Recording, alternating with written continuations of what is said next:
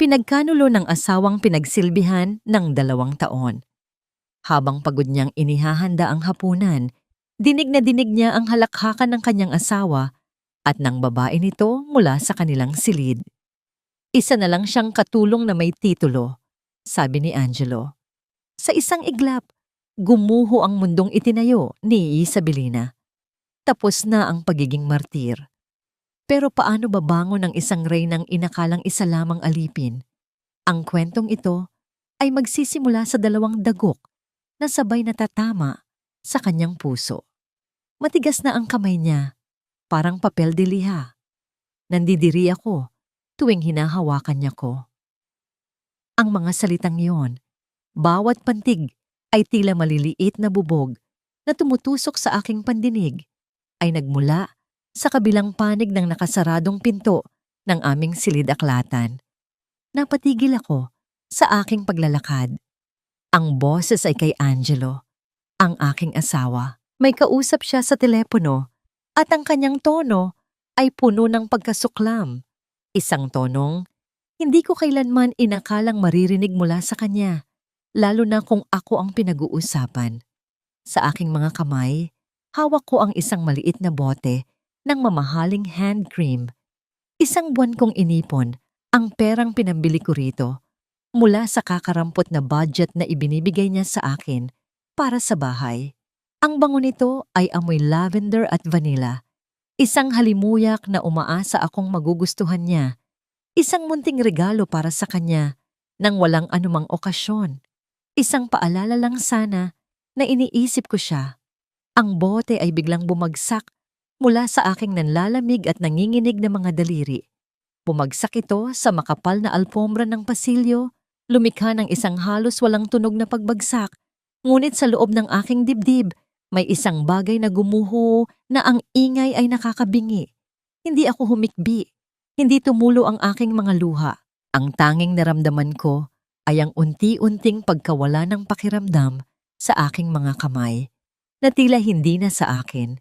Dahan-dahan, itinaas ko ang mga ito sa harap ng aking mukha. Tiningnan ko ang aking mga palad. Nakita ko ang mga kalyo sa dulo ng aking mga daliri. Mga marka ng walang tigil na pagkayod sa mga damit naming dalawa para makatipid sa laundry. Nakita ko ang maliliit at mapuputing peklat, mga alaala ng mga tilamsik ng mainit na mantika sa tuwing ipinagluluto ko siya ng kanyang mga paboritong pagkain. Ito ang mga kamay na nag-alaga sa kanya noong siya'y may sakit. Ang mga kamay na humahaplos sa kanyang likod kapag pagod siya mula sa trabaho. Inakala ko, ang mga markang ito ay mga medalya ng aking pagmamahal at pagsasakripisyo. Ngayon ko lang nalaman, sa kanyang paningin, ang mga ito pala ay simbolo ng kapangitan. Dumating ang oras ng hapunan. Tahimik akong naghain ng pagkain sa mahabang lamesa na gawa sa nara. Nandoon si Doña Marivela, ang ina ni Angelo, na nakaupo sa dulo na tila isang reyna sa kanyang trono. Sinimulan niyang tikman ang sinigang na hipon na niluto ko. Pagkatapos ng isang subo, ibinaba niya ang kanyang kutsara na lumikha ng marahang kalansing sa plato. Ano ba itong lasa, Isabelina? Tanong ni niya, ang kanyang boses ay may bahid ng pangmamaliit. Parang lasang probinsya pa rin. You should learn how to cook something more sophisticated. Hindi ka na nakatira sa Iloilo. Hindi ako umimik. Pinulot ko na lang ang aking mga kubyertos at nagsimulang kumain. At huwag mong kalimutan, Hija, dagdag pa niya, habang pinupunasan ang kanyang bibig ng serbilyeta. Utang na loob mo sa amin ang buhay na tinatamasa mo ngayon. Kung hindi dahil kay Angelo, kung hindi dahil sa pamilya Fierro, hindi mo mararanasan ang ganitong karangyaan. Kaya konting pasasalamat naman. Ang bawat salita ay isang pamilyar na sampal. Sa loob ng 2 taon, ito ang paulit-ulit kong naririnig. Ang kwento kung paano nila ako inahon sa kahirapan. Kahit ang totoo'y, sila ang nakikinabang sa yaman na hindi nila alam na pag-aari ko.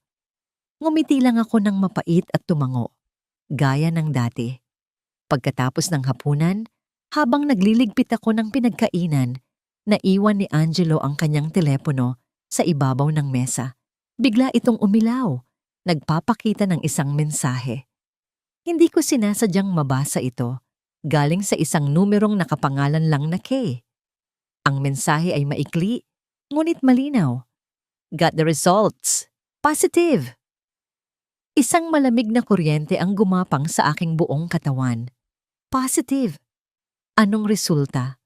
Ang sumunod na pumasok sa isip ko ay isang sakit. Baka may sakit si Angelo.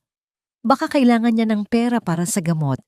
Kaya niya sinasabi ang mga masasakit na salita kanina. Ang pagmamahal, kahit nasasaktan, ay sadyang bulag. Dali-dali akong umakyat sa aming kwarto. Sa ilalim ng aking aparador, mayroon akong isang maliit na kahon na gawa sa kahoy. Ito ang aking taguan.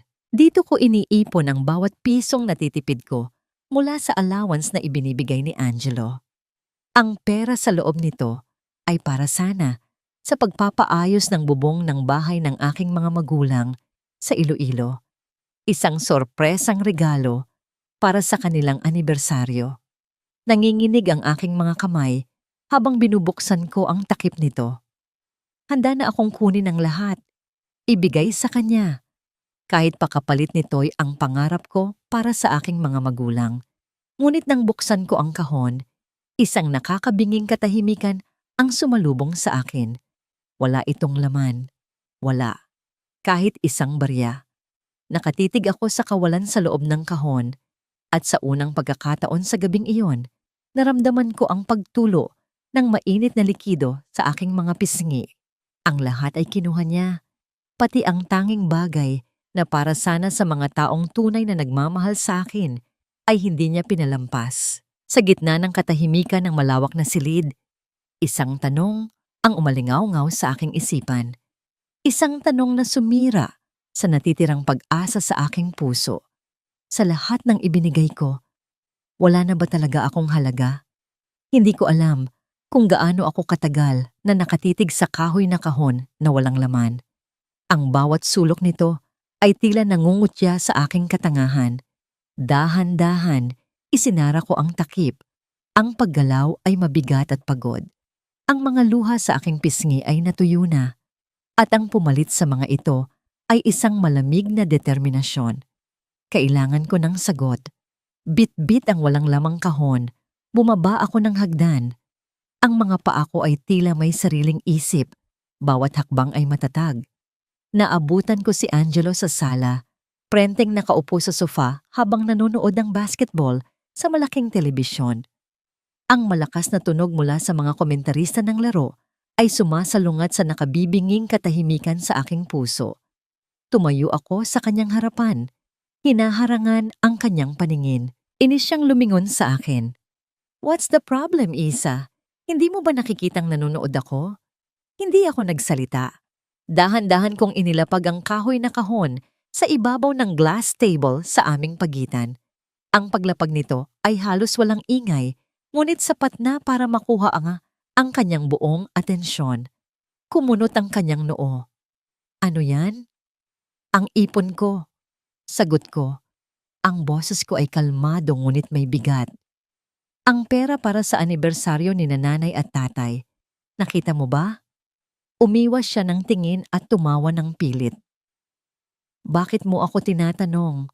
Baka naman you just misplaced it. Alam mo na, makakalimutin ka." Lagi kong tinitingnan ito tuwing umaga, Angelo. Giit ko, hindi inaalis ang aking mga mata sa kanya. Kaninang umaga, naroon pa. Ngayong gabi, wala na. Ang kanyang pagkainis ay napalitan ng pagiging depensibo. Tumayo siya. Ang kanyang taas ay tila isang banta. "So what are you trying to say? Na ako ang kumuha, ganun ba?" Itinaas niya ang kanyang boses. "For God's sake, Isa, pera lang yan. I needed it for an investment. Isang mahalagang deal. It's our money anyway. Para rin naman sa atin to." "Pera ko yon, Angelo. Pinag-ipunan ko yon." Hindi ko na napigilan ang panginginig ng aking boses. "At sino ba ang nagbibigay sa'yo ng pera para magkaroon ka ng ipon?" Sigaw niya pabalik. "Ako! Lahat ng bagay sa bahay na to, ako ang nagbabayad. Hoy, anong kaguluhan iyan? Ang matinis na boses ni Doña Marivela ay pumunit sa tensyon sa pagitan namin.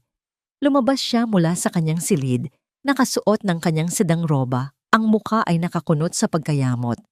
Mama, it's nothing, sabi ni Angelo. Sinusubukang pakalmahin ang sitwasyon. Anong nothing? Lumapit si Doña Marivela sa akin. Ang kanyang mga mata ay nag-aapoy sa galit. Narinig ko ang lahat. How dare you, Isabelina? How dare you question my son about money? Pagkatapos ka naming ampunin mula sa putikan, ito ang isusukli mo? Isang walang utang na loob. Ang mga salitang ampunin at putikan ay tumama sa akin na parang mga bato. Gusto kong sumagot.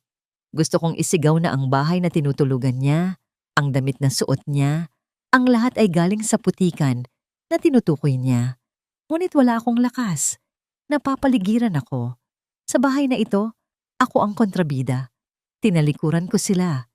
Hindi ko na hinintay pa ang kanilang mga susunod na sasabihin. Lumabas ako ng bahay at nagtungo sa hardin, ang tanging lugar kung saan nakakahinga ako ng maluwag. Umupo ako sa isang bangkong bato sa ilalim ng malaking puno ng mangga. At doon, sa ilalim ng malamlam na liwanag ng buwan, hinayaan kong bumuhos ang lahat ng luhang pinigilan ko kanina. Ilang sandali ang lumipas nang may maramdaman akong presensya sa aking tabi. Isang tasa ng mainit na salabat ang dahan-dahang inilapag sa bangko. Pagtingala ko, nakita ko ang nag-aalalang mukha ni Manang Lourdes, ang aming kasambahay na mas matanda pa kay Doña Marivela. Uminom ka muna nito, Hija, mahinahon niyang sabi. Pampainit ng sikmura at pampakalma ng dibdib. Kinuha ko ang tasa. Ang init nito ay gumapang sa aking nanlalamig na mga kamay. Humigop ako. Ang anghang ng luya ay tila nagbigay ng kaunting lakas sa aking nanlalambot na katawan. Umupo si Manang Lourdes sa tabi ko, nagpapanatili ng kaunting distansya bilang paggalang. Matagal ko nang nakikita ang ginagawa nila sa'yo, Hija. Sabi niya, ang kanyang boses ay puno ng awa. Hindi ka nagsasalita, pero nakikita ng mga mata ko ang lahat. Isang hikbi ang kumawala sa aking lalamunan. Hindi ko na po alam ang gagawin, Manang. Alam mo ba, pagpapatuloy niya na tila hindi narinig ang aking sinabi. Tuwing nagluluto ka, pagkatapos mong maghain, napapansin kong laging tira-tira na lang ang ibinibigay sa'yo ni Senyora. Kaya ang ginagawa ko, bago ko ilabas ang ulam, lihim kong binabawasan at itinatago para sa'yo. Dinadagdagan ko ng sahog para naman may sustansya ang kinakain mo. Natigilan ako. Tumingin ako sa kanya, sa kanyang kulubot ngunit mabait na mukha. Sa gitna ng lahat ng pangmamaliit at pagpapabaya, may isang taong nakakakita. May isang taong nagmamalasakit sa mga detalyeng kahit ako ay hindi na pinapansin. Ang simpleng revelasyong yon ay mas nagpaiyak sa akin, ngunit sa pagkakataong ito, may kasama na itong pasasalamat. Hinawakan niya ang aking balikat. Mas matibay ka kaysa sa inaakala mo, Isa. Huwag mong hayaang sirain kanila. Ang kanyang mga salita ay nagbigay sa akin ng isang maliit na ningas ng pag-asa. Tumango ako, pinupunasan ang aking mga luha. Matapos ang ilang minuto ng katahimikan, nagpaalam na si Manang Lourdes na pumasok sa loob. Naiwan akong mag-isa, yakap ang init ng tasa. Sa wakas, tumayo ako at nagpa siyang bumalik sa loob ng bahay. Papasok na ako sa pinto nang maalala kong naiwan ko ang aking telepono sa ibabaw ng isang maliit na mesa malapit sa hagdan. Kinuha ko ito at sa eksaktong sandaling iyon, nag-vibrate ito sa aking kamay. Isang hindi rehistradong numero ang tumatawag. Nag-atubili ako, ngunit may kung anong nag-udyok sa akin na sagutin ito. Idinikit ko ang telepono sa aking tainga. Hello? Sa kabilang linya, isang boses na kalmado, profesional, at higit sa lahat, pamilyar ang sumagot. Isang boses mula sa buhay na matagal ko nang tinalikuran. Ma'am Isabelina, Elias Navarro here. It's time. Huminto ang pagtibok ng aking puso. Mayroon na tayong sapat na ebidensya. Elias Navarro. Ang pangalang iyon ay tila isang susi na nagbukas ng isang silid sa aking isipan na matagal ko nang ikinandado. Isang pangalan mula sa buhay na aking tinalikuran. Isang buhay ng mga board meeting, ng bilyon-bilyong pisong kontrata, ng kapangyarihan. Si Elias ang punong tagapayong Reyes Prime Holdings, ang pinakapinagkakatiwalaan ng aking ama, ang aking kanang kamay. Elias. Bulong ko sa telepono, ang aking boses ay nanginginig. Paano? Hindi po kami tumigil sa pagbabantay sa inyo, Ma'am Isabelina. Mula pa noong araw na nagdesisyon kayong gawin ito. Sagot niya, ang kanyang boses ay puno ng paggalang. Isang paggalang na halos nakalimutan ko nang maramdaman. Sumusunod lang kami sa utos ninyo. Magmasid, magkalap ng impormasyon, at huwag makialam hanggat hindi kayo ang nagsasabi. Ngunit ang mga pangyayari sa mga nakalipas na linggo, lumalagpas na sila sa linya. Isang malamig na simoy ng hangin ang yumakap sa akin. Anong ebidensya ang sinasabi mo? Hindi po natin ito maaring pag-usapan sa telepono. Kailangan nating magkita. Bukas sa opisina. 10:00 ng umaga. Kaya po ba ninyo? Tumango ako kahit hindi niya nakikita. Kaya ko. Darating ako. Pagkatapos ng tawag, nanatili akong nakatayo sa dilim ng hardin.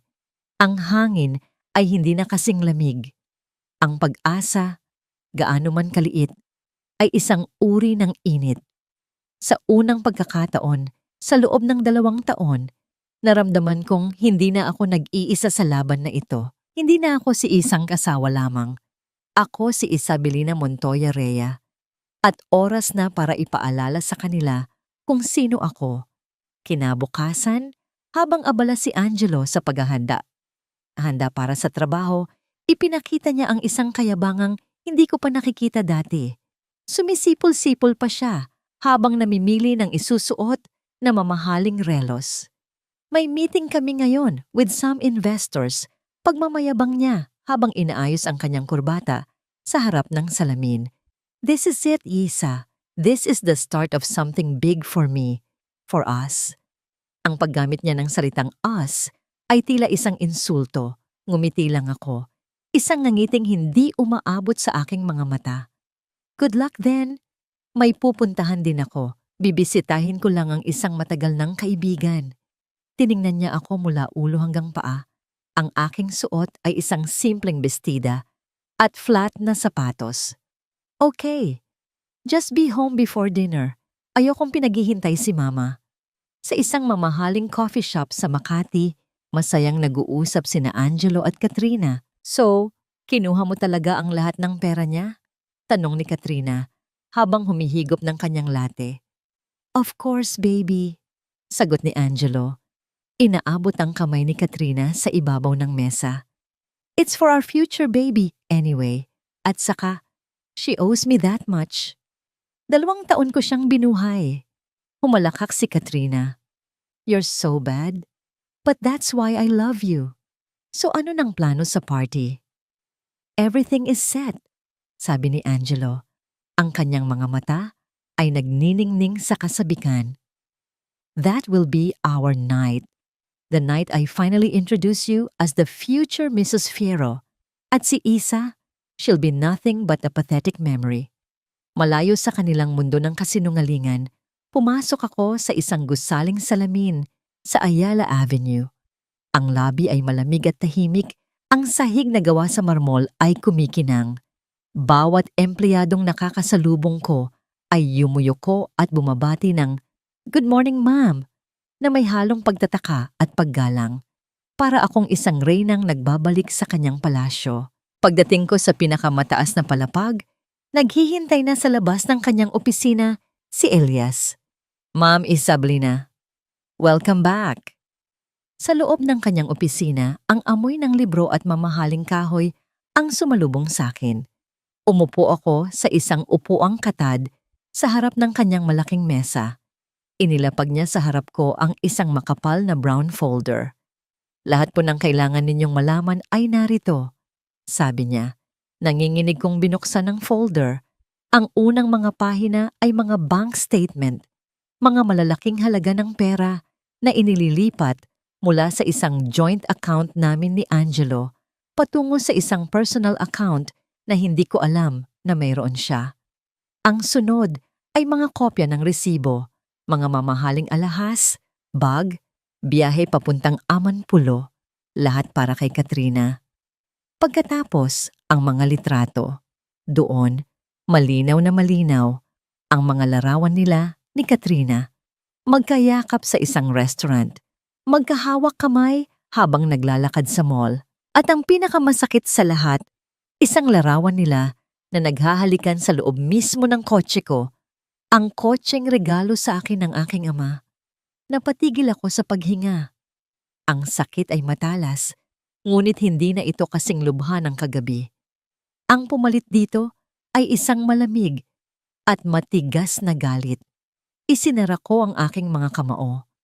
"There's one more thing, ma'am," sabi ni Elias, habang itinuturo ang huling dokumento sa folder. Kinuha ko ito. Isa itong medical document. Isang resulta ng ultrasound. Ang pangalan ng pasyente ay nakasulat sa itaas. Ngunit hindi ito ang inaasahan ko. Itinuro ni Elias ang pangalan. Ayon po sa aming investigador, ang babaeng nagngangalang Katrina Valles ay hindi kailanman naging pasyente ng ospital na ito. Ang ultrasound na yan ay pag-aari ng ibang tao. Tinitigan kong mabuti ang papel. Ang pangalan ng pasyente ay Isabel Castro. Ang aking isipan ay napuno ng mga tanong. Bakit iba ang pangalan? Isang pagkakamali lang ba ito? O isang sadyang panloloko? Ang pekeng pagbubuntis, ang ninakaw na pera, ang planong pagpapahiya. Lahat ay unti-unting nagiging malinaw. Hindi na ito simpleng pambababae. Ito ay isang kalkuladong sabwatan. Tumingin ako kay Elias.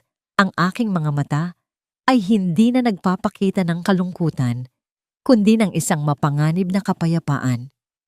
"Ihanda mo ang lahat, Elias," sabi ko. Ang boses ko ay matatag at walang bahid ng pag-aalinlangan. Let them have their party. Let them have their moment.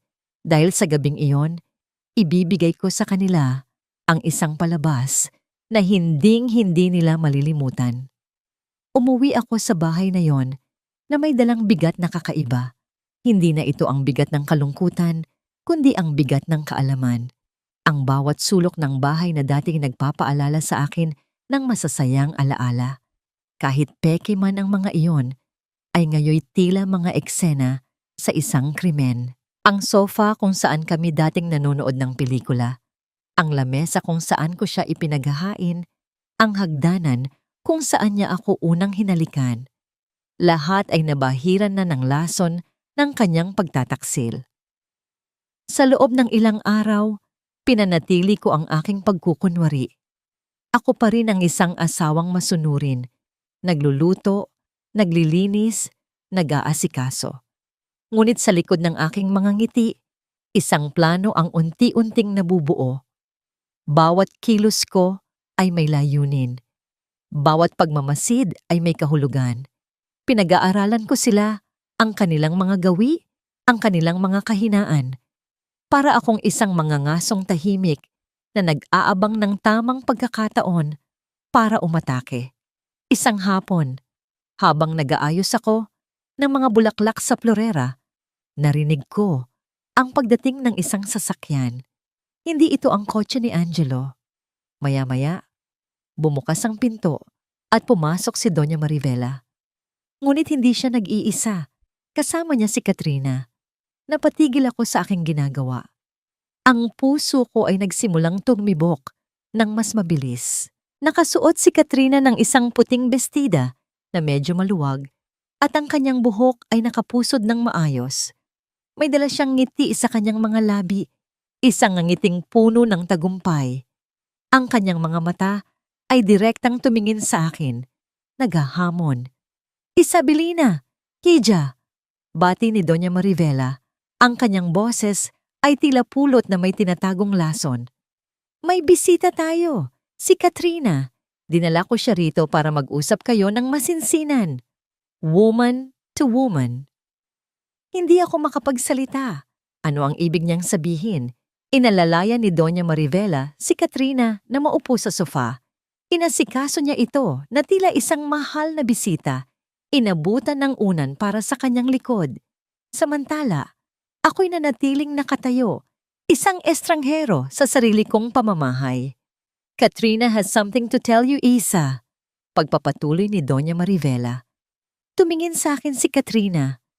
Ang kanyang nangiti ay hindi nawala. Isa, panimula niya. Ang boses ay malambing, ngunit bawat salita ay idinisenyo para saktan ako. Alam kong mahirap ito para sa'yo, pero kailangan mo nang malaman ang totoo. Angelo and I, we're in love. At hindi lang yan. Huminto siya sandali. Hinahayaan ang mga salitang yon na bumaon sa aking kamalayan. Pagkatapos, dahan-dahan niyang inilagay ang kanyang kamay sa kanyang tiyan, isang kilos na puno ng kahulugan. I'm pregnant. Magkakaanak na kami ni Angelo. Ang hangin sa silid ay tila naubos. Tumingin ako mula kay Katrina patungo kay Doña Marivela. Ang ina ng aking asawa ay nakangiti.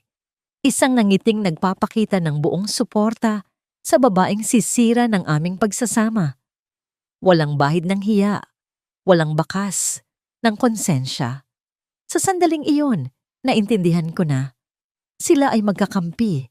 Hindi ko ipinakita ang sakit.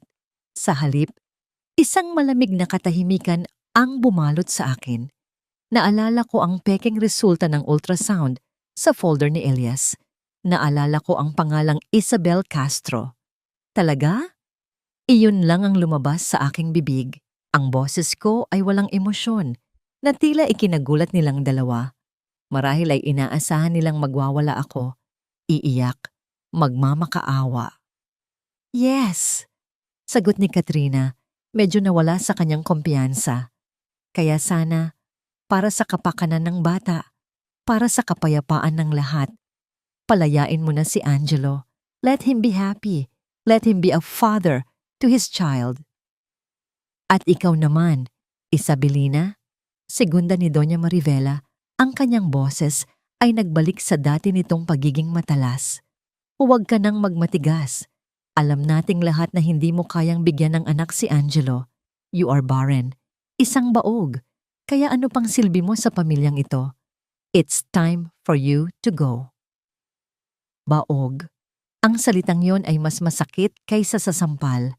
Ito ang kasinungalingang paulit-ulit nilang ibinabato sa akin sa loob ng 2 taon para iparamdam sa akin na ako ang may pagkukulang. Ang totoo, si Angelo ang may problema. Isang katotohanang itinago ko para protektahan ang kanyang pagkalalaki. Hindi pa ako nakakasagot nang bumukas muli ang pinto at pumasok si Angelo. Nagulat siyang makita kaming 3 roon. Mama? Katrina? Anong ginagawa ninyo rito? Sinabi na namin sa kanya, anak, sabi ni Doña Marivela. Tumatayo para salubungin ang kanyang anak. It's time. Kailangan na nating tapusin ang pagpapanggap na ito. Lumapit si Angelo sa akin. Ang kanyang mukha ay hindi na nagpapakita ng pagkukunwari, kundi ng isang malamig na pagwawakas. Narinig mo na sila, Iisa. I'm sorry. It's over. Sa puntong yon, isang bagay sa loob ko ang tuluyang nabali. Ang Isabelinang matiisin, ang Isabelinang martir. Namatay na. Ang naiwan ay ang babaeng nagmamay-ari ng lahat ng kanilang inaapakan. Ngunit hindi pa ito ang oras. Hindi pa. Kailangan ko ng patunay, sabi ko. Ang aking boses ay matatag. Nagkatinginan sila. Anong patunay? Tanong ni Angelo. Ang ultrasound, sagot ko. Gusto kong makita ang resulta ng ultrasound. Ngumisi si Katrina. Tila ito na ang sandaling pinakahihintay niya. May kinuha siyang isang nakatuping papel mula sa kanyang mamahaling bag. Ibinigay niya ito kay Angelo, na siya namang nag-abot nito sa akin. Ang parehong papel na nakita ko sa opisina ni Elias, ang parehong papel na may pangalang Isabel Castro. Alam nila na sa sobrang sakit at pagkalito, hindi ko mapapansin ang maliit na detalye. Inabot ko ang papel. Tiningnan ko ito, pagkatapos ay tumingin ako kay Angelo. "Congratulations," sabi ko. At sa harap nilang tatlo, sa gitna ng kanilang pagtataka, inilapit ko ang papel sa aking mukha. Nagkunwari akong pinupunasan ng isang pekeng luha gamit ito. Sa isang mabilis at halos hindi mahahalata na kilos, ang sulok ng aking dila ay bahagyang dumampi sa papel. Ito ay isang kakaibang kilos, ngunit kailangan kong gawin. Pagkatapos, binitawan ko ang papel. Hinayaan itong mahulog sa sahig na tila isang basurang walang halaga. Ngunit sa ginawa kong yon, may nakuha ako. Isang maliit, halos invisible na sample ng laway sa papel na may DNA ng kung sino mang huling humawak nito. Si Katrina. Isang bagay na maaaring gamitin ni Elias para ikumpara sa DNA ng tunay na may-ari ng ultrasound result na si Isabel Castro. Isang maliit na bala para sa digmaang aking inihahanda. Naglakad ako papunta sa hagdanan. Bawat hakbang ay mabigat. Bago ako tuluyang umakyat, humarap ako sa kanila. Ang kanilang mga mukha ay puno ng pagtatagumpay. "Sana maging masaya kayo," sabi ko. Pagdating ko sa kwarto, isinara ko ang pinto. Hindi ako umiyak. Sa halip kinuha ko ang aking telepono at nag-text kay Elias. "I have what you need." Ilang sandali lang, dumating ang sagot niya. "Excellent, ma'am. The trap is set. Ngayon, kailangan na lang nating hintayin silang pumasok dito." Ngunit habang nakaupo ako sa gilid ng kama, isa pang text ang pumasok. Galing sa isang numerong hindi ko kilala. "Ma'am Isa, si Manang Lourdes po ito. Emergency. Nasa ospital po ang tatay ninyo. Inatake sa puso." Ang telepono ay nalaglag mula sa aking mga kamay. Ang planong inihanda ko, ang digma ang aking sinimulan. Lahat ay biglang nawalan ng halaga. Ang aking tatay, ang tanging lalaking hindi ako sinaktan, ang aking unang pag-ibig, ang aking mundo ay muling gumuho. Ang apat na sulok ng silid ay tila gumuho papasok sa akin. Ang pangalan ng aking ama, ang salitang ospital, ang pariralang inatake sa puso. Lahat ay umikot sa aking isipan na parang isang marahas na ipo-ipo. Ang lahat ng aking pinagplanuhan, ang lahat ng galit at pagnanais na lumaban, ay biglang natunaw at napalitan ng isang dalisay at matinding takot. Ang takot ng isang anak na maaaring mawalan ng magulang. Dali-dali kong dinampot ang telepono sa sahig at sinubukang tawagan ang numero ni Manang Lourdes, ngunit wala nang sumasagot. Mabilis akong nagbihis, kumuha ng kahit anong damit na mahawakan ko at isinilid sa isang maliit na bag. Kailangan kong makarating sa Iloilo. Ngayon din, pababa na ako ng hagdan nang makasalubong ko si Angelo. Papalabas na rin ang pinto. Tiningnan niya ako. Ang aking pagmamadali, ang bag sa aking balikat. "At saan ka naman pupunta?" tanong niya. Ang kanyang boses ay walang bahid ng pag-aalala. "Kailangan kong umuwi sa Iloilo," sabi ko. Ang boses ko ay nanginginig. Si tatay, inatake sa puso. Nasa ospital siya. Huminto siya. Tiningnan niya ako, ngunit ang kanyang mga mata ay walang awa. "Ano na namang drama to, Isa? Are you making this up para lang makatakas sa sitwasyon?" Hindi ako nagsisinungaling, Angelo. Sigaw ko. Ang mga luha ay nagsisimula na namang mamuo sa aking mga mata. Kailangan ko ng pera. Para sa eroplano. Para sa ospital. Isang mapaklang tawa ang kumawala sa kanyang bibig. "Pera? Isa, wala na tayong pera. Hindi mo ba natatandaan? Ibinigay ko na ang lahat sa investment na sinasabi ko sa'yo para sa kinabukasan ng magiging anak ko." Ang bawat salita ay isang sampal. Alam kong nagsisinungaling siya. Ngunit wala ako sa posisyong makipagtalo. Angelo, please. Pagmamakaawa ko. Isang bagay na isinumpa kong hindi ko nagagawin. Kahit konti lang. Para lang sa pamasahe. Nag-isip siya. Tila tinatantya kung gaano kalaki ang maaari niyang makuha mula sa aking desperasyon. Okay, sabi niya sa wakas. Pero may isang kondisyon. May kinuha siyang isang sobre mula sa kanyang briefcase. Ang parehong sobre na iniabot niya sa akin noong isang gabi. Ang divorce papers. Pirmahan mo to. Ngayon din, as a sign of good faith. Pagkatapos, titingnan ko kung ano ang magagawa ko. Ang hangin ay tuluyang nawala sa aking mga baga. Ito na. Ito na ang kabayaran. Ang kalayaan niya kapalit ng pagkakataong makita ko ang aking ama. Ang aking puso ay sumisigaw ng hindi. Ngunit ang aking isip, na puno ng imahe ng aking ama sa isang hospital bed, ay sumuko na. Kinuha ko ang ballpen mula sa kanyang kamay. Ang aking mga daliri ay nanginginig ng husto habang nilalagdaan ko ang dokumentong tatapos sa aming pagsasama. Isabelina Montoya Rea. Isinulat ko ang pangalan na minsan ay pinangarap kong maging simbolo ng aming pagmamahalan, ngunit ngayoy naging simbolo ng aking pagkabigo. Inabot ko sa kanya ang papel. Kinuha niya ito at ngumiti. Isang ngangiting nagdiriwang. Pagkatapos, dumukot siya sa kanyang wallet at naglabas ng ilang pirasong 1,000 piso. Inihagis niya ang mga ito sa mesa. Ayan, yan lang ang kaya ko. Magpasalamat ka pa. Tinitigan ko ang pera. Kulang pa ito, kahit para sa one-way na ticket. Ngunit hindi na ako nagsalita. Kinuha ko ang pera. Tinalikuran siya at lumabas ng bahay na yon nang hindi na muling lumingon. Nagpara ako ng taxi. Habang nasa biyahe, binibilang ko ang perang hawak ko. Kulang. Saan ako kukuha ng karagdagan?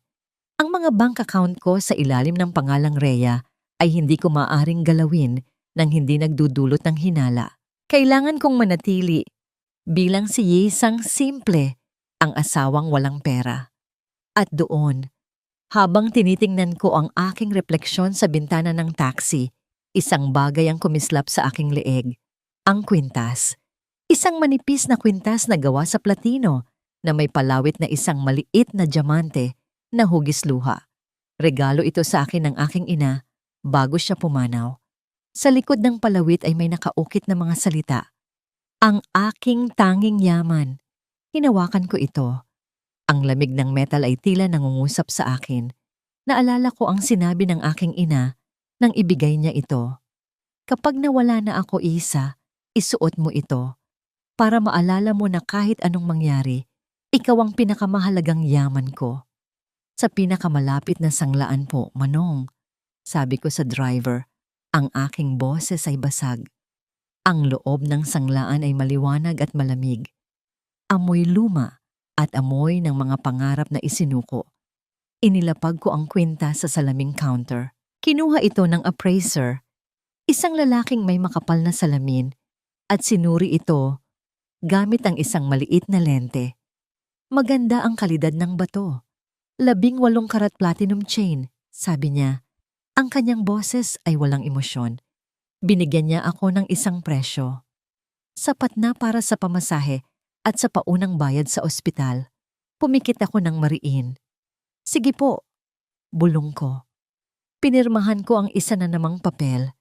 Isang resibo na nagsasabing isinasanla ko ang isang piraso ng aking pagkatao. Habang hawak ko ang perang papel, naramdaman kong may isang bahagi sa akin na tuluyan nang namatay. Bumalik ako sa taxi. Ngunit sa halip na dumiretso sa airport, may isa pa akong huling hantungan, ang bangko. Idineposito ko ang halos kalahati ng perang nakuha ko mula sa sangla sa isang account. Sa account ni Angelo, nag-iwan ako ng note sa transaction slip para sa bata. Isang huling akto ng isang asawang minsan ay nangarap. Isang huling pagtupad sa isang tungkuling hindi naman dapat sa akin. Pagkatapos noon, wala na. Tapos na. Ang biyahe sa eroplano patungong Iloilo ay tila isang panaginip na lumilipad sa gitna ng mga ulap. Nakaupo ako sa tabi ng bintana, ngunit hindi ko nakikita ang tanawin sa labas. Ang tanging nakikita ko ay ang mukha ng aking ama. Ang mga alaala ng aming masasayang araw, ang kanyang mga tawa na umaaling-awngaw sa aking isipan. Ang bawat minuto sa himpapawid ay tila isang walang hanggan na paghihintay. Pagdating ko sa ospital sa Iloilo, isang maluwag at tahimik na pribadong silid ang sumalubong sa akin. Doon, nakahiga ang aking ama, napapaligiran ng mga makina na marahang umuugong. May mga tubo na nakakabit sa kanyang braso, ngunit ang kanyang paghinga ay malalim at kalmado. Isang matandang babae ang tumayo mula sa upuan sa tabi ng kama. Si Tita Elena, kapatid ng aking ina, ang nag-alaga sa aking ama mula nang ako'y umalis. Isa, hiha, sabi niya, habang niyayakap ako ng mahigpit. Mabutit nakarating ka. Kumusta na po si tatay? Tanong ko. Ang aking mga mata ay hindi maialis sa payapang mukha ng aking ama. Stable na siya ngayon, sagot ni Tita Elena. Sabi ng doktor, mild heart attack lang daw. Swerte at nadala agad natin dito. Ang kailangan niya ngayon ay pahinga. Huwag mo siyang masyadong alalahanin. Guminhawa ang aking pakiramdam. Umupo ako sa tabi ng kama at hinawakan ang kamay ng aking ama. Ang kanyang balat ay malambot pa rin, ngunit ramdam ko ang bahagyang panginginig nito. Hinalikan ko ang kanyang kamay. Ang takot na nararamdaman ko kanina ay napalitan ng isang tahimik na pasasalamat. Buhay siya. Iyon ang mahalaga. Sino ang nagbayad ng lahat ng ito, tita? Tanong ko, habang inililibot ang aking paningin sa mamahaling silid. Alam kong malaki ang gastos dito. Ngumiti si Tita Elena. Huwag mong isipin yan. May isang mabuting Samaritano raw na tumawag sa ospital kanina. Sinabi niyang sagot na niya ang lahat ng gastusin mula sa kwarto hanggang sa mga gamot. Ayaw ipabanggit ang pangalan. Ang sabi lang, isang kaibigan ng pamilya Montoya. Alam ko kung sino iyon, si Elias. Kahit sa gitna ng aking personal na krisis, ang organisasyong binuo ng aking ama ay nariyan pa rin, gumagalaw sa anino para protektahan kami. Isang utang na loob na hinding-hindi ko malilimutan. Samantala, sa Maynila, ang balita ng aking biglaang pag-alis ay mabilis na nakarating kina Angelo at Katrina. Nagkita sila sa isang rooftop bar na may tanawin ng nagkikislapang mga ilaw ng syudad. So she's gone? Tanong ni Katrina habang umiikot ang mamahaling alak sa kanyang kupita. She signed the papers and left. Sagot ni Angelo. May ngiti ng pagwawagi sa kanyang mga labi. Ipinakita niya ang pirmadong divorce papers na tila isang tropeo. At ang pinakamaganda sa lahat, nagdeposito pa siya ng pera sa account ko. Para sa bata, sabi niya, ginagaya ang aking boses sa isang mapanuyang paraan. Humalakak si Katrina. Kawawa naman.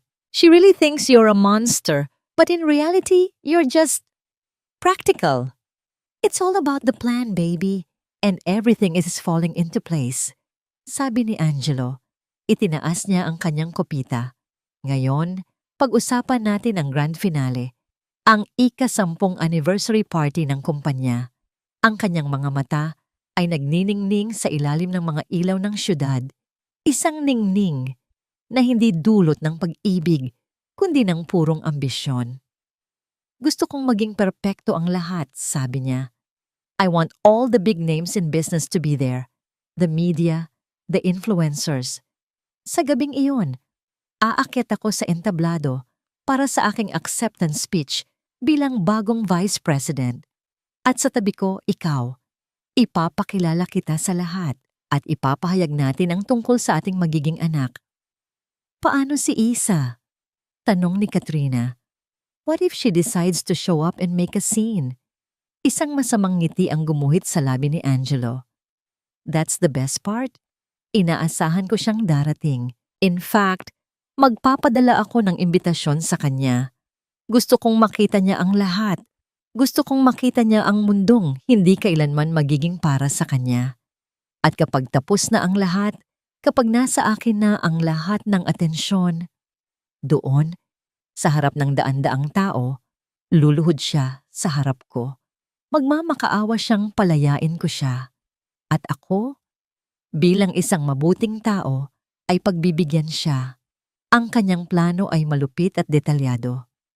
Isang pampublikong pagpapahiya na idinisenyo para tuluyan akong sirain, para tanggalin ang lahat ng natitirang dignidad sa aking pagkatao. Hindi nila alam, sa isang tahimik na silid ng ospital sa Iloilo, habang binabantayan ko ang aking natutulog na ama, isa pang plano ang nabubuo. Si Manang Lourdes, ang aking matapat na kakampi, ay hindi lang nagbalita tungkol sa aking ama. Siya rin ang aking mga mata at tainga sa loob ng bahay na yon. Nang gabing iyon, habang naglilinis ng silid-aklatan, narinig niya ang buong pag-uusap ni na Angelo at Katrina sa telepono. Bawat detalye ng kanilang masamang balak. Isang text message ang pumasok sa aking telepono. Galing kay Manang Lourdes. Iha, narinig ko ang plano nila para sa party. Kailangan mong malaman. Ito ang gagawin nila. Habang binabasa ko ang bawat salita, hindi galit ang aking naramdaman, hindi rin sakit. Isang malamig na kapayapaan. Ang kapayapaan ng isang taong alam na ang kanyang mga kaaway ay naglalakad patungo sa isang patibong na sila mismo ang gumawa. Tumingin ako sa aking ama. Hinaplos ko ang kanyang noo. Magpagaling po kayo, tay. Bulong ko. Dahil pagbalik ko sa Maynila, may isang digmaan akong kailangang tapusin. Lumipas ang isang linggo sa Iloilo na puno ng tahimik na pag-aalaga at pagpaplano. Sa umaga, ako ang nag-aasikaso sa aking ama. Nagbabasa ako para sa kanya ng mga dyaryo, nagbabalat ng kanyang mga paboritong prutas at nakikinig sa kanyang mga kwento tungkol sa aming kabataan. Ang bawat araw na nakikita kong lumalakas siya ay nagpapalakas din sa akin. Ang kanyang paggaling ay naging pundasyon ng aking determinasyon. Sa gabi, kapag tulog na siya, ang aking silid ay nagiging isang war room. Sa aking laptop, walang tigil ang aming pag-uusap ni Elias. Inilatag namin ang bawat detalye ng aming plano, ang bawat ebidensya, ang mga bank statement, ang mga litrato, ang pekeng ultrasound, at ang resulta ng DNA test na nagpapatunay na hindi si Katrina ang may-ari nito, ay inayos na parang mga sundalo sa isang chessboard. Handa na ang lahat, ma'am, sabi ni Elias sa isa sa aming mga video call. May kopya na ang legal team ng lahat ng dokumento. Naka-standby na rin ang security team para sa gabi ng party. Ang kailangan na lang ay ang hudyat ninyo. Magaling, sagot ko. Ang aking boses ay kalmado. Elias, may isa pa akong hihilingin. Ibinigay ko sa kanya ang mga detalye ng isang foundation na matagal ko nang gustong buuin kahit noong bago pa maganap ang lahat ng ito. Isang pundasyon para sa mga kababaihang nakakaranas ng emosyonal na pang-aabuso sa kanilang mga relasyon, mga babaeng nawalan ng boses at kumpiyansa sa sarili. Rhea Women Rise Foundation. Basa ni Elias sa pangalang ibinigay ko. Napakaganda po nito, ma'am. Gusto kong ihanda mo na rin ang mga papeles para dito, sabi ko. Dahil pagkatapos ng gabing iyon, kailangan nating magsimula ng isang bagong kabanata. Hindi lang para sa akin, kundi para sa maraming katulad ko. Isang araw, bago ang aking pag-alis pabalik ng Maynila. Habang naglalakad kami ng aking ama sa hardin ng ospital, huminto siya at humarap sa akin. Anak, sabi niya, habang hawak ang aking mga kamay, alam kong may mabigat kang pinagdadaanan. Hindi mo man sabihin, nakikita ko sa iyong mga mata. Isang bagay ang natutunan ko sa mga nangyari sa akin. Ang buhay ay masyadong maikli para sayangin sa mga taong hindi nakikita ang iyong halaga.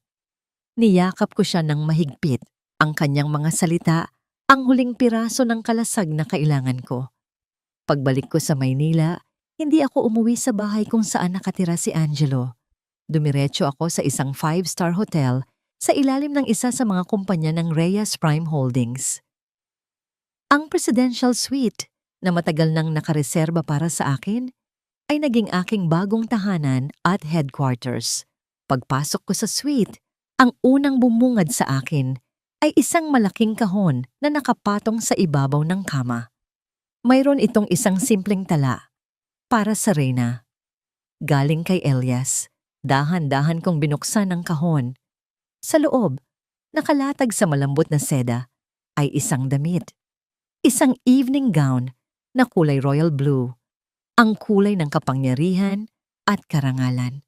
Ang disenyo nito ay simple ngunit elegante. Walang mga palamuti maliban sa perpektong pagkakatahi na yumayakap sa tamang mga kurba. Hindi ito marangya, ngunit sumisigaw ito ng kumpiyansa. Isinuot ko ang damit habang nakatayo ako sa harap ng malaking salamin. Sa unang pagkakataon, sa loob ng 2 taon, hindi ko nakita si isang asawa ni Angelo. Hindi ko nakita ang babaeng laging nakayuko, ang babaeng laging humihingi ng tawad. Ang nakita ko ay si Isabelina, ang babaeng nagpatakbo ng isang multibilyong pisong kumpanya, ang anak ng kanyang ama. Isang reyna na naghahanda para bawiin ang kanyang kaharian. Ang telepono sa suite ay tumunog. Sinagot ito ng aking personal assistant na naghihintay sa labas ng silid. Pagkatapos ng ilang sandali, kumatok siya sa pinto. Ma'am Isabelina, may tawag po para sa inyo. Si Mr. Angelo Fierro po. I-patch mo dito, sabi ko. Ilang sandali lang, narinig ko ang kanyang boses sa kabilang linya. May halong pagkainip. Isa, nasaan ka na? Akala ko ba uuwi ka ngayon? Nandito na ako. Sagot ko. Good. Dumating na ba ang imbitasyon para sa party bukas ng gabi? Dumating na, sabi ko. Habang tinitingnan ng isang eleganteng sobre sa ibabaw ng mesa na hindi ko pa binubuksan. Siguraduhin mong darating ka. It's important. May gusto lang akong ayusin sa pagitan natin. Ang kanyang boses ay nagbago. Tila nagiging malambing. Isang pag-arte para sa kanyang huling panlilinlang. Darating ako, Angelo. Sagot ko. Ang boses ko ay matatag. Huwag kang mag-alala. Hindi ko palalampasin ang gabing iyon. Pagkatapos kong ibaba ang telepono, lumapit ako sa malawak na bintana ng suite. Mula sa itaas tanaw ko ang buong syudad, isang dagat ng mga kumikinang na ilaw. Sa isa sa mga gusaling iyon, si Angelo at Katrina ay nagdiriwang sa pag-aakalang hawak na nila ang mundo. Ngumiti ako, isang ngiting malamig at puno ng katiyakan. Enjoy your last night as King Angelo. Bulong ko sa hangin. Because tomorrow, the real queen comes home. Ang araw ng ika-10 anniversary party ay dumating na may dalang kakaibang bigat sa hangin. Sa presidential suite, ang umaga ay abala ngunit kontrolado. Mga makeup artist at hairstylist ay tahimik na gumagalaw sa paligid ko. Inihahanda ako na parang isang mandirigma para sa isang seremonya. Habang inaayusan nila ako, ang aking isipan ay kalmado. Pinag-aralan kong muli ang bawat detalye ng plano kasama si Elias sa telepono. Tinitiyak na walang puwang para sa pagkakamali. Samantala, sa bahay ng mga Fierro, ang kapaligiran ay puno ng peke at mayabang na kasiyahan. Si Angelo ay buong araw na nasa telepono. Kinukumpirma ang pagdating ng mga mahahalagang bisita. Ang kanyang boses ay puno ng pagmamalaki. Si Doña Marivela naman ay nag-utos kay Manang Lourdes na ihanda ang pinakamagarang damit na isusuot niya, na para bang siya ang reyna ng gabi. Siguraduhin mong naplansa itong mabuti, Lourdes. Utos niya. Kailangang magmukha akong ina ng isang vice president. Ito na ang araw na matagal nating hinintay. Si Manang Lourdes ay tumangulang. Ang kanyang mukha ay walang emosyon, Ngunit sa kanyang mga mata ay mayroong apoy. Bawat utos na sinusunod niya ay may kasamang panalangin para sa aking tagumpay. Nang hapon na yon, isang hindi inaasahang kaganapan ang nangyari. Nakatanggap ako ng isang tawag mula sa front desk. Ma'am Isabelina, nandito po sa lobby si Mr. Angelo Fierro. Nais po kayong makausap. Nag-isip ako sandali. Hindi ito kasama sa plano. Papasukin mo siya. Pagkalipas ng ilang minuto, bumukas ang pinto ng suite. Pumasok si Angelo, bihis na bihis sa kanyang taksido. Natigilan siya nang makita niya ako. Nakaupo ako sa isang silya, tapos ng ayusan, nakasuot ng isang simpleng sedang roba habang naghihintay na isuot ang aking gown. Isa, sabi niya, ang kanyang pagtataka ay hindi maitago. You look different. Bakit ka nandito, Angelo? Tanong ko. Ang aking boses ay direkta. Naglakad siya palapit. May dalang isang maliit na paper bag. I just wanted to see you before the party. At para ibigay ito. Inilabas niya mula sa paper bag ang isang kahon. Binuksan niya ito. Sa loob, isang simpleng pearl necklace. Isang bagay na alam niyang gusto ko dati. Isang peace offering. Isang huling pagtatangka na manipulahin ako. Para saan to? Tanong ko. Para sa gabing to. Sabi niya, lumalapit pa. Isa, alam kong marami tayong pinagdaanan. Alam kong nasaktan kita. Pero gusto kong malaman mo, I'm doing all of this for us. Para sa kinabukasan natin. Kapag naging VP na ako, magbabago ang lahat. Aayusin natin to. Ang kanyang mga salita ay walang bigat. Para lang itong mga linyang kinabisan niya mula sa isang pelikula. Hindi ako umimik. Nang makita niyang hindi ako natinag, ang kanyang muka ay nagbago. Ang pagkukunwaring malambing ay nawala at napalitan ng pagkainip. Look, Isa, sabi niya. Inilapag ang kwintas sa mesa. Let's just get this over with. May kinuha siyang isang sobre mula sa bulsa ng kanyang taksido. Ang parehong sobre na pinirmahan ko sa gitna ng aking desperasyon. Ang divorce papers. Ngunit may idinagdag siyang isang dokumento, isang kasunduan. Ano to? Tanong ko. Waiver, sagot niya. Nakalagay dyan na isinusuko mo na ang lahat ng karapatan mo sa kahit anong ari-arian na naipundar natin bilang mag-asawa. Pumipirma ka na wala kang habol sa kahit ano para maging malinis ang paghihiwalay natin. Tinitigan ko ang papel. Ang kanyang kasakiman ay walang hanggan. Hindi lang niya gustong tapusin ang aming pagsasama. Gusto niyang siguraduhin wala akong makukuha. Gusto niyang iwanan akong walang-wala. Pirmahan mo na to bago ang party, sabi niya. Para hindi ka na masyadong mapahiya mamaya. Para matapos na tayo. Kinuha ko ang papel at ang ballpen na iniaabot niya. Tumingin ako sa kanyang mga mata. Nakita ko ang kasabikan, ang katiyakan na nasa kanya na ang lahat ng baraha. Ngumiti ako. Isang totoong nangiti. Sa unang pagkakataon. Isang nangiting hindi niya naintindihan. Sige, sabi ko. Sa harap niya, nilagdaan ko ang waiver. Isabelina Montoya. Ang pangalan ko bago ako naging asawa niya. Ang pangalan ko bilang isang malayang tao.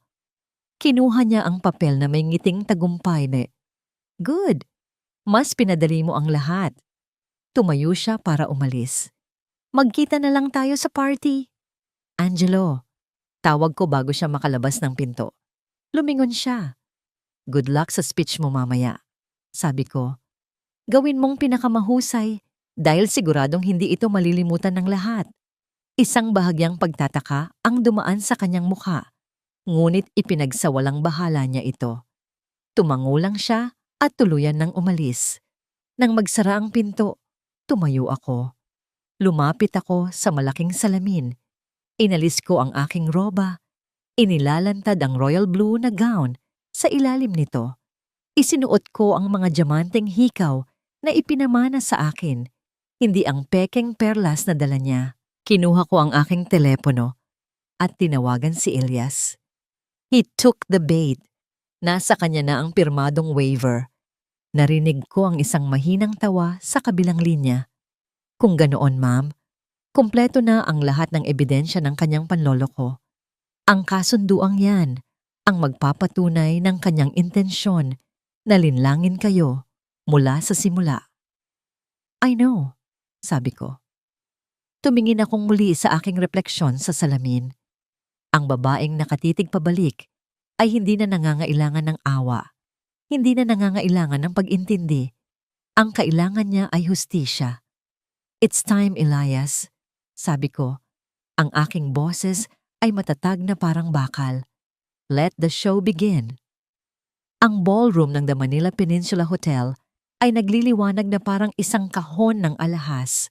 Ang mga naglalakihang chandelier ay nagbibigay ng ginintuang sinag sa daan-daang bisita na nakasuot ng kanilang pinakamagagarang damit at formal na kasuotan. Ang hangin ay puno ng amoy ng mamahaling pabango, ng tunog ng mahihinang tawanan, at ng kalansing ng mga kopita ng champagne. Ito ang pagtitipon ng mga pinakamakakapangyarihan at pinakamaimpluwensyang tao sa mundo ng negosyo sa Pilipinas. At sa gitna ng lahat ng ito, si Angelo Fierro ay nakatayo na, parang isang hari. Bawat taong lumalapit sa kanya ay binabati siya ng, "Congratulations, Mr. Vice President." Kahit hindi pa opisyal ang anunsyo, nasa tabi niya si Katrina na nakasuot ng isang kumikinang na pulang gown. Ang kanyang kamay ay nakahawak sa braso ni Angelo na tila pag-aari niya ito. Ang kanyang tiyan ay bahagyang umbok, isang kalkuladong ilusyon na idinisenyo para makuha ang simpatya ng lahat. Sa kabilang banda naman ay si Doña Marivela, na puno ng alahas. Ang kanyang nangiti ay abot tenga habang tinatanggap ang mga pagbati para sa kanyang anak. Sila ang perpektong larawan ng isang masaya at matagumpay na pamilya. Isang larawang itinayo sa pundasyon ng mga kasinungalingan. "Nasaan na kaya ang asawa mo, Angelo?" Tanong ng isang matabang negosyante. Akala ko ba darating siya? Ngumiti si Angelo ng isang malungkot na ngiti, isang pag-arte na pinagpraktisan niya. "May pinagdadaanan lang kami ngayon. But she'll be fine. She's a strong woman." Ang mga tao sa paligid ay nagpakita ng pekeng pakikiramay. Ang bulong-bulungan ay kumalat na sa buong ballroom. Ang kaawa-awang asawa, ang bagong pag-ibig, ang paparating na sanggol. Ang entablado para sa aking pagpapahiya ay perpektong naihanda na. Dumating ako sa hotel nang walang sinumang nakapansin. Hindi ako dumaan sa grand entrance. Sa halip, ginamit ko ang isang pribadong elevator na direktang papunta sa isang holding room sa likod ng entablado, isang lugar na inihanda ni Elias. Doon, sa isang monitor, pinanood ko ang lahat ng nangyayari sa ballroom. Pinanood ko ang pagdating ng mga bisita. Pinanood ko ang pagbati nila kay Angelo. Pinanood ko ang pagngiti ni Katrina. Hindi ako nakaramdam ng galit. Hindi ako nakaramdam ng selos. Ang tanging naramdaman ko ay isang malamig na distansya na para bang nanonood ako ng isang pelikula kung saan alam ko na ang katapusan. "Handa na po ang lahat, ma'am," bulong ni Elias na lumitaw sa aking tabi. Ang technical team ay nasa posisyon na. Ang security ay naghihintay na lang ng hudyat. Nasa akin na rin po ang orihinal na kopya. "Waiver na pinirmahan ninyo." Tumango ako. "Salamat, Elias." "Kinakabahan po ba kayo?" tanong niya. Tumingin ako sa aking refleksyon sa madilim na screen ng monitor. Ang babaeng nakasuot ng royal blue na gown ay nakatitig pabalik. Ang kanyang mga mata ay kalmado at malalim. "Hindi," sagot ko. Matagal ko nang hinintay ang gabing ito. Sa ballroom dumating na ang oras para sa pangunahing programa. Ang CEO ng kumpanya, isang matandang lalaki na walang kamalay-malay sa mga nangyayari sa likod ng mga pader, ay umakyat sa entablado para sa kanyang pambungad na pananalita. Pagkatapos ng ilang minuto ng pagtalakay sa mga tagumpay ng kumpanya, Dumating na siya sa bahaging pinakahihintay ng lahat.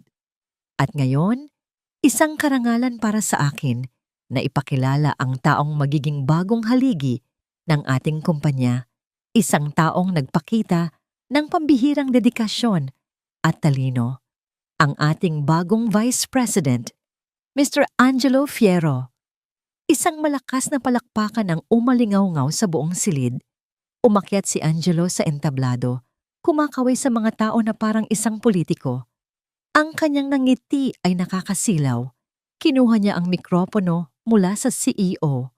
Maraming salamat po sa inyong lahat. Panimula niya, ang kanyang boses ay puno ng pekeng pagpapakumbaba. Hindi ko mararating ang kinalalagyan ko ngayon kung hindi dahil sa tiwala na ibinigay ninyo sa akin. Nagsimula siya sa kanyang inihandang talumpati. Pinapasalamatan ng mga taong kailangan niyang pasalamatan. Pagkatapos, ang kanyang tono ay naging mas personal. Gusto ko ring pasalamatan ang dalawang babae sa aking buhay, sabi niya, habang tumitingin sa direksyon kung nasaan sina Katrina at ang kanyang ina. Ang aking ina, si Doña Marivela, na walang sawang sumuporta sa akin. At syempre, ang inspirasyon ko, ang aking liwanag, si Miss Katrina Valles. Isang bulungan ang maririnig mula sa mga manunood. Inilahad ni Angelo ang kanyang kamay kay Katrina. Halika, mahal, umakyat ka rito. Umakyat si Katrina sa entablado. Ang kanyang mga mata ay nangingilid sa peking luha ng kaligayahan. Inakbayan siya ni Angelo. Mayroon po kaming mahalagang anunsyo, pagpapatuloy ni Angelo. Kami ni Katrina ay magkakaroon na ng anak. Isang mas malakas na palakpakan at hiyawan ang sumunod. Ito na ang rurok ng kanyang tagumpay. Ito na ang sandali ng kanyang paghahari. Tumingin siya sa audience, hinahanap ang aking mukha. At doon, sa gitna ng mga bisita, malapit sa exit, nakita niya ako. Nakatayo lang ako, nakatingin sa kanya. Isang nag-aalab na katahimikan sa gitna ng maingay na pagdiriwang. Isang ngising mapang-asar ang gumuhit sa kanyang mga labi. Isang ngising para sa akin lamang. Hindi niya alam, iyon na ang huling ngiti na maibibigay niya bilang ang Angelo Fierro na kilala ng lahat. Dahil sa likod ng entablado, ibinigay ko na ang hudyat kay Elias. It's time. Ang ngising mapang-asar sa mga labi ni Angelo ay hindi nagtagal. Biglang namatay ang lahat ng ilaw sa ballroom maliban sa isang spotlight na nanatiling nakatutok sa kanya at kay Katrina sa entablado. Ang masayang musika ay biglang naputol at napalitan ng isang nakabibinging katahimikan. Ang mga bulungan at tawanan ng mga bisita ay unti-unting humina hanggang sa tuluyang nawala.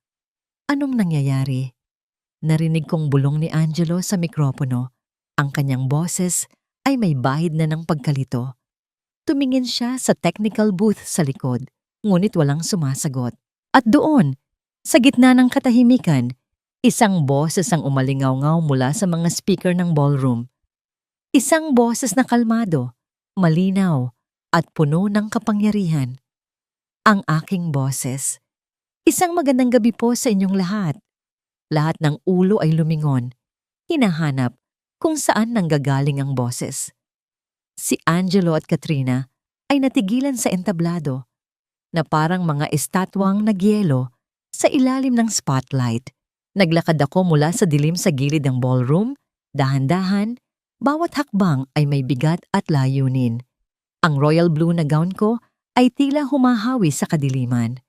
Habang naglalakad ako, palapit sa entablado, isang pangalawang spotlight ang sumunod sa akin na nag-iwan ng isang maliwanag na landas sa aking dinaraanan. My name is Isabelina Montoya Rhea. Pagpapatuloy ko, ang aking boses ay hindi na nangangailangan ng mikropono. At ako ang asawa ng lalaking nakatayo sa entablado. Isang kolektibong paghinga ng pagkagulat ang narinig mula sa mga manonod. Ang pangalan ko, na sinamahan ng apelyidong Rhea, ay nagsimulang magdulot ng kalituhan at pagtataka sa mga pamilyar sa mundo ng negosyo. Hindi ako umakyat sa entablado. Sa halip, Huminto ako sa paanan nito. Tinitingala sila. Isang simbolikong posisyon. Sa paningin nila, ako ang nasa ibaba. Ngunit alam naming lahat kung sino ang tunay na may kontrol. Mr. Fierro, sabi ko, ang aking mga mata ay nakatutok lamang kay Angelo. Isang napakagandang talumpati at isang napakagandang anunsyo.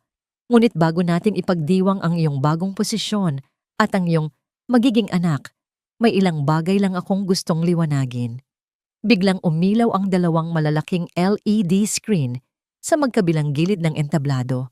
Mga screen na kanina'y nagpapakita lang ng logo ng kumpanya.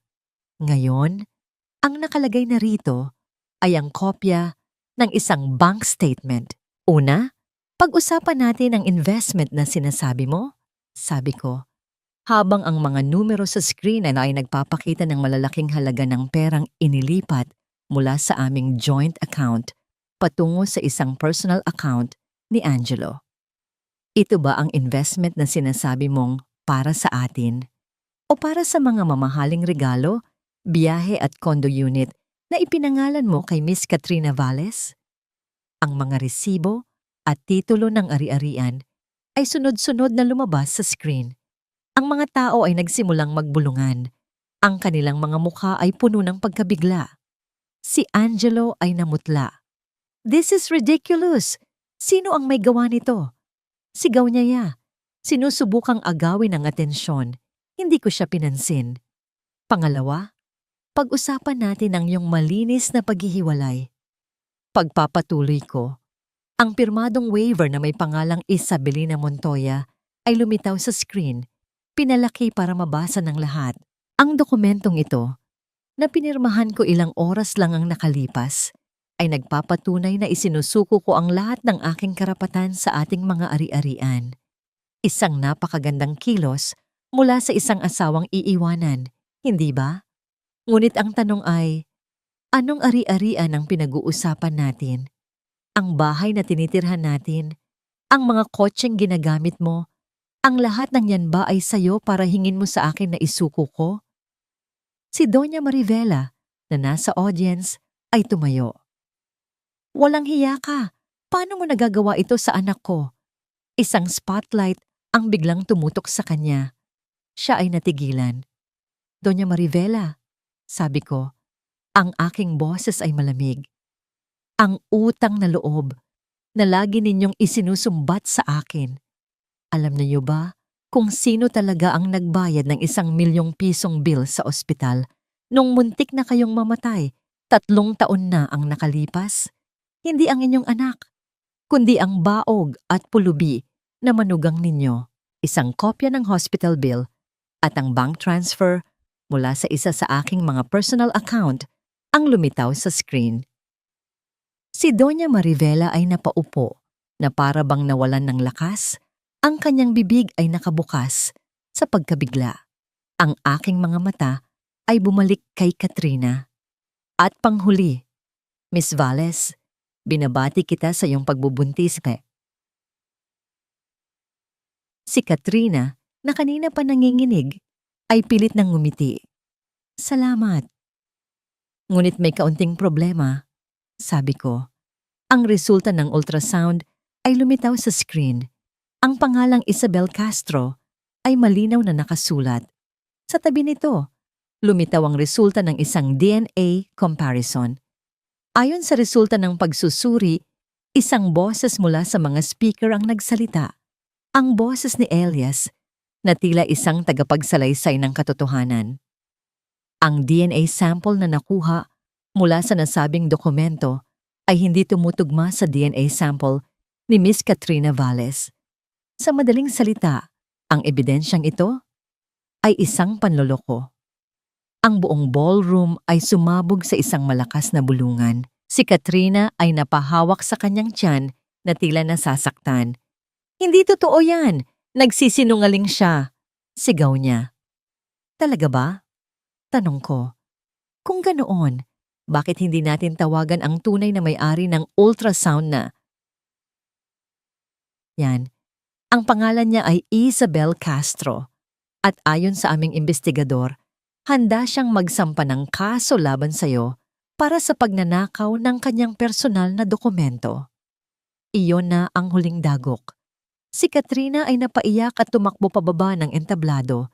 Sinusuong ang dagat ng mga mapanghusgang tingin. Naiwan si Angelo sa entablado. Nag-iisa sa ilalim ng spotlight. Ang kanyang mukha ay hindi na maipinta. Ang kanyang mundo ay gumuho sa loob lamang ng ilang minuto. Lumakad ako palapit at sa unang pagkakataon, umakyat ako sa entablado. Kinuha ko ang isa pang mikropono mula sa lectern. Tumayayo ako sa tabi niya, hindi bilang kanyang asawa, kundi bilang kanyang hukom. May isang huling bagay lang akong gustong itama. Sabi ko, ang aking boses ay umaling-aungaw sa buong silid. Ang kumpanyang ito, ang ika-10 anniversary party na ito. Ang lahat ng ito ay hindi magiging posible kung wala ang Reyes Prime Holdings, ang pangunahing investor at majority shareholder ng kumpanyang ito. Tumingin ako sa CEO na nakaupo sa harap na ngayon ay kasing putla ni Angelo. At ang Reyes Prime Holdings, pagpapatuloy ko o tinitingnan ang bawat muka sa audience, ay pag-aari ng pamilya Montoya. Humarap ako kay Angelo. Ang kanyang mga mata ay nanlalaki sa isang realisasyong bagal niyang naintindihan. Ang pangalan ko ay Isabelina Montoya Rhea at ako hindi ang aking ama, ang kasalukuyang chairperson ng Reyes Prime Holdings. Katahimikan. Isang ganap at solidong katahimikan at pagkatapos, ang pagsabog. Ang mga camera flashes mula sa media ay sunod-sunod na kumislap. Ang mga bulungan ay naging mga sigaw ng pagkabigla. Tumingin ako sa nanlulumong si Angelo. Ang lalaking minsan kong minahal. Ang lalaking sumira sa akin. Ang lalaking ngayon ay nasa aking mga kamay. Mr. Angelo Fierro, sabi ko. Ang aking boses ay kalmado, ngunit may bigat na parang isang sentensya. Sa ngalan ng Board of Directors at bilang may-ari ng kumpanyang ito, you're fired. Sa hudyat na yon, ang mga ilaw sa ballroom ay muling bumukas. Ang mga unipormadong security personnel na pinamumunuan ni Elias ay pumasok. 2 pulis ang umakyat sa entablado at nilapitan si Angelo. Mr. Fierro, iniimbitahan ka naming sumama sa presinto para sa ilang katanungan tungkol sa kasong estafa at falsification of document. Hindi na siya pumalag, para siyang isang manikang pinaglumaan. Habang isinasama siya ng mga pulis pababa ng entablado, ang kanyang mga mata ay nanatiling nakatitig sa akin, puno ng hindi makapaniwalang sakit at pagsisisi. Naiwan akong mag-isa sa entablado, nakatayo sa gitna ng kaguluhan na ako mismo ang lumikha. Ngunit sa kauna-unahang pagkakataon, naramdaman ko ang kapayapaan. Tapos na ang digmaan at ang reyna ay nakauwi na. Ang mga sumunod na sandali ay malabo. Isang mabilis na pagmamaniobra sa gitna ng kaguluhan.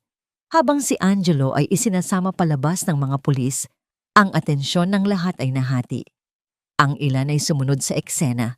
Ang kanilang mga telepono ay nakataas. Kinukunan ng bawat sandali ng kanyang pagbagsak. Ang media ay nagkumpulan, nagsisiksikan para makakuha ng pahayag mula sa kahit sino. Ang iba naman ay nakapalibot sa akin. Sinusubukang magtanong. Ngunit ang security team ni Elias ay mabilis na gumawa ng isang harang sa paligid ko. Isang pader na hindi kayang pasukin. Nakita ko si Doña Marivela sa gitna ng mga tao. Nakatayo lang siya. Ang kanyang mukha ay walang kulay. Ang kanyang mamahaling bestida ay tila nawalan ng kinang. Ang kanyang mga mata ay nakatitig sa kawalan na para bang ang buong mundo na kanyang inakala ay gumuho sa kanyang harapan. Isang tao ang lumapit sa kanya para alalayan siya, ngunit siya'y napaluhod na lamang. Ang kanyang katawan ay nanginginig sa pagkabigla. Ang reyna ng kanilang maliit na kaharian ay tuluyan ng nawalan ng korona. Si Katrina ay matagal nang nawala. Tumakas sa kahihiyan bago pa man siya tuluyang malunod dito.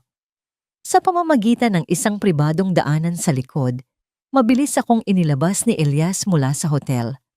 Walang salitang namagitan sa amin habang nasa loob kami ng itim na sasakyan na naghihintay. Ang mga tunog ng sirena at ang ingay ng syudad ay unti-unting humina habang kami papalayo. Hindi ako umuwi sa hotel. Sa halip sinabi ko sa driver na ihatid ako sa mansyon sa Makati. Ang bahay na minsan ay naging aking kulungan. Pagdating ko, ang buong bahay ay tahimik. Ngunit ang katahimikan nito ay iba na. Hindi na ito ang katahimikang puno ng tensyon at takot. Ito ay isang katahimikang malinis. Isang blangkong papel. Pumasok ako sa loob. Nakita ko si Manang Lourdes na naghihintay sa sala. Ang kanyang mga mata ay namumugto, ngunit may isang maliit na ngiti sa kanyang mga labi. Hindi siya nagsalita. Lumapit lang siya sa akin at niyakap ako ng mahigpit. Sa yakap na yon, naramdaman ko ang lahat ng kanyang suporta, ang lahat ng kanyang pag-aalala, at ngayon, ang kanyang kaligayahan para sa akin. Tapos na po, Manang, bulong ko. Alam ko, Hija, alam ko, sagot niya. Umakyat ako sa hagdanan. Ang bawat hakbang ay pamilyar, ngunit may bagong kahulugan. Pumasok ako sa master's bedroom, ang silid na matagal kong hindi tinulugan. Ang amoy ni Angelo ay naroon pa rin. Ang kanyang pabango, ang kanyang presensya. Lumapit ako sa malaking salamin kung saan madalas siyang mag-ayos. Tiningnan ko ang aking refleksyon. Ang babaeng nakatitig pabalik ay pagod. Ngunit ang kanyang mga mata ay buhay. Dahan-dahan, inalis ko ang mga diamanteng hikaw sa aking mga tainga at ipinatong ito sa tokador.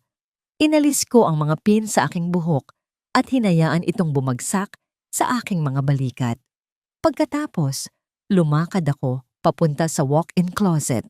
Ang kalahati nito ay puno ng aking mga simpleng damit. Ang kalahati naman ay puno ng kanyang mga mamahaling suit at sapatos. Kumuha ako ng isang malaking maleta. Isa-isa, kinuha ko ang lahat ng damit niya, ang lahat ng gamit niya, ang lahat ng bakas ng kanyang pagkatao sa silid na yon.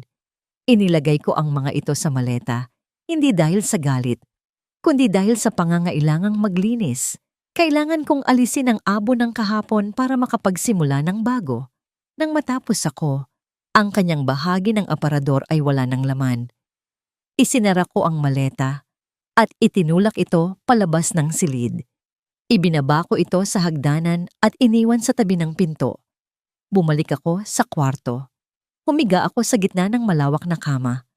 Sa unang pagkakataon, naramdaman kong akin ang espasyong ito, akin ang katahimikan, akin ang kinabukasan.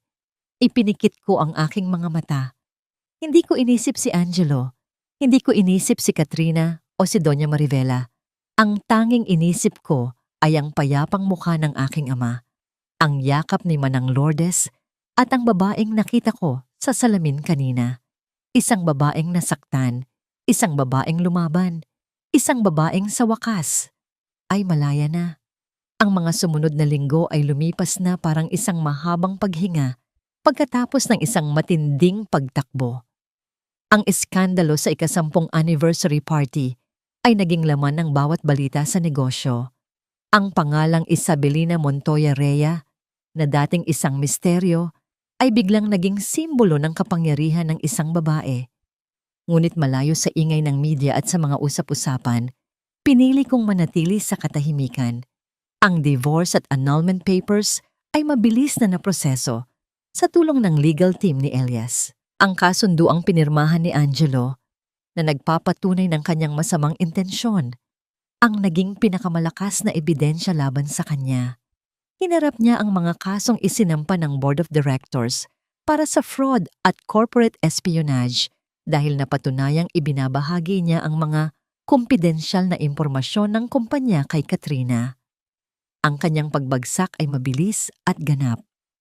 Hindi ako dumalo sa anumang hearing.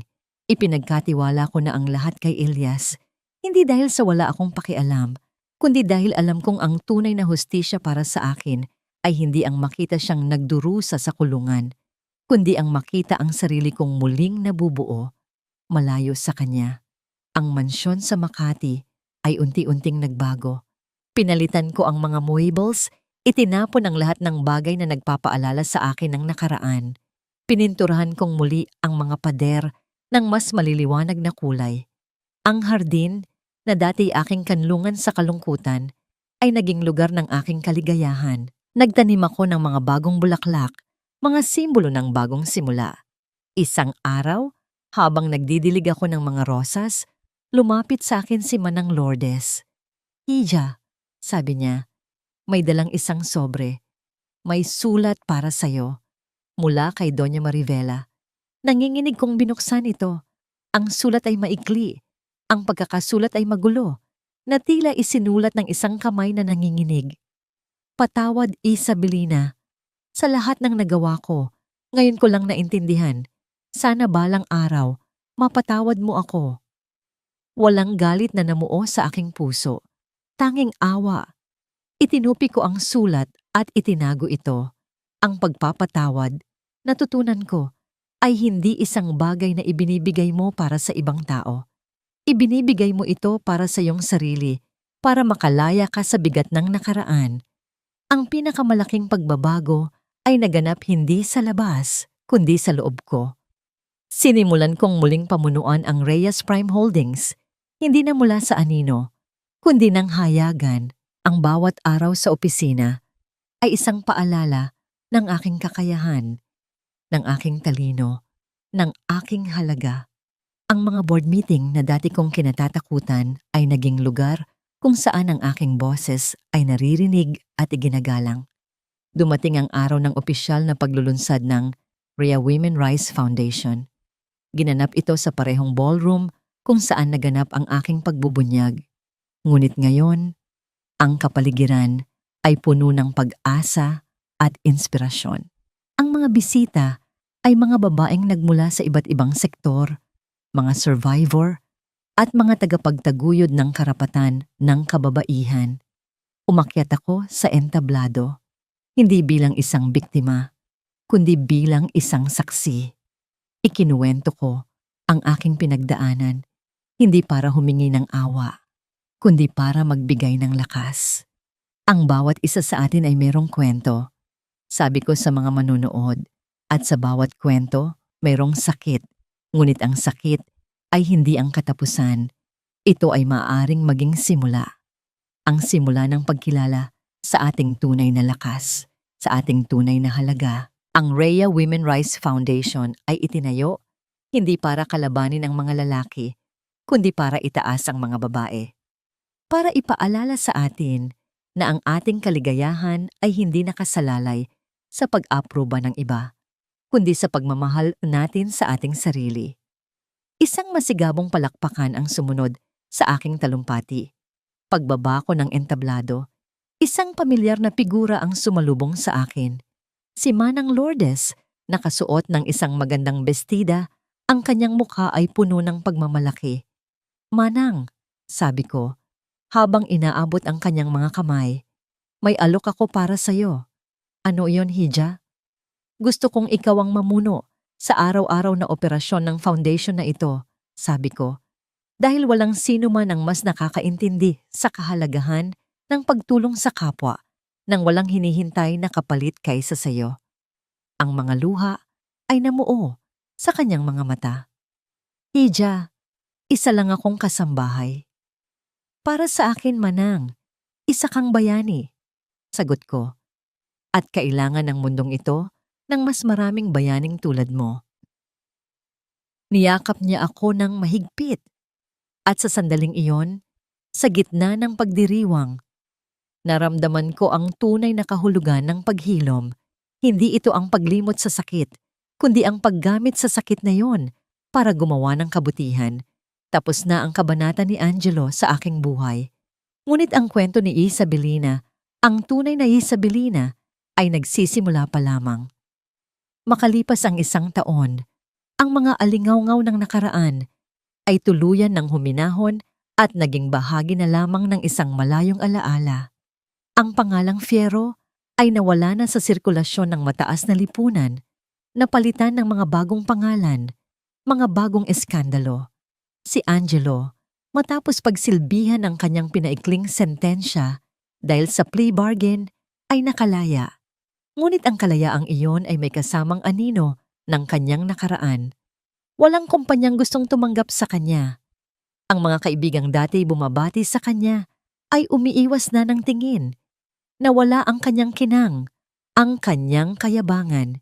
Ayon sa huling balita, umuwi siya sa probinsya ng kanyang ama, malayo sa karangyaan at sa mga pangarap na minsan niyang inasam. Nagtatrabaho siya bilang isang ordinaryong empleyado sa isang maliit na kooperatiba. Isang buhay na simple at walang pangalan. Natagpuan ba niya ang kapayapaan?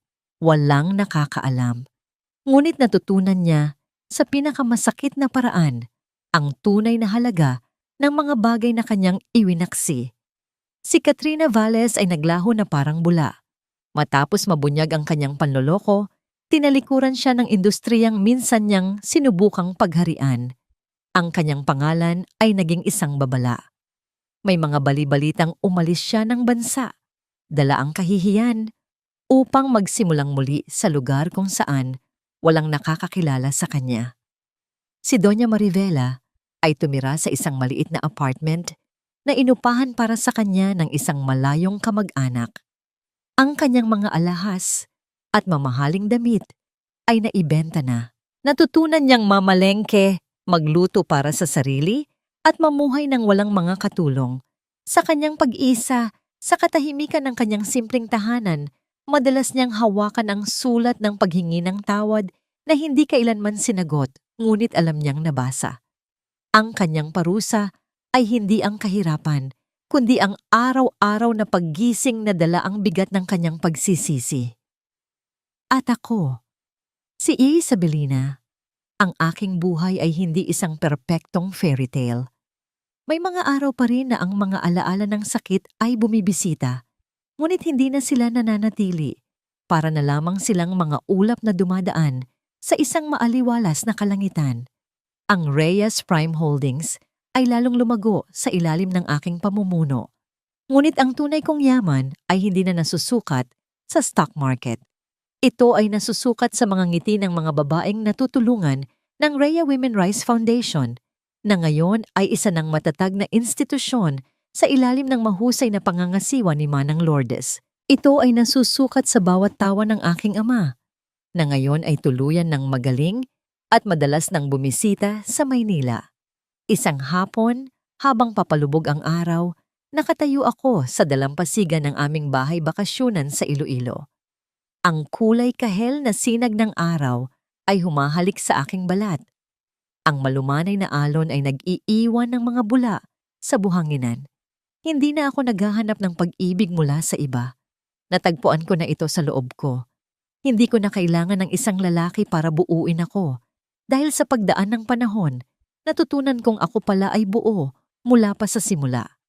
Hinayaan kong haplusin ng hangin ang aking buhok. Pumikit ako at huminga ng malalim. Ang amoy ng dagat, ang tunog ng mga alon, ang init ng papalubog na araw. Payapa, malaya, buo.